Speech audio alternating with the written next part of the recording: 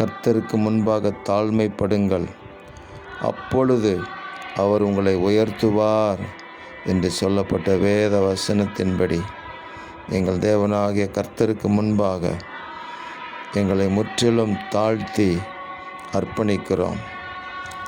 உம்முடைய சித்தத்தை நாங்கள் செய்வதற்கும் உங்களுடைய திட்டத்தை இந்த பூமியிலே நிறைவேற்றுவதற்கும் நீர் எங்களுக்கு நியமித்த காரியங்களை செய்வதற்கும் எங்களை முற்றிலுமாக அர்ப்பணிக்கிறோம். நம்மை உண்டாக்கின கர்த்தருக்கு முன்பாக நாம் பணிந்து குனிந்து முழங்கார் படியிடக் கடவோம், வாருங்கள் என்று சொல்லப்பட்ட வார்த்தையின்படி உங்களுக்கு முன்பாக நாங்கள் முழங்கால் படியிட்டு குனிந்து உம்மை பணிந்து கொள்கிறோம். தேவனாகிய கர்த்தர் பரிசுத்தர் பரிசுத்தர் பரிசுத்தராயிருக்கிறதற்காக உங்களுக்கு ஸ்தோத்திரம்.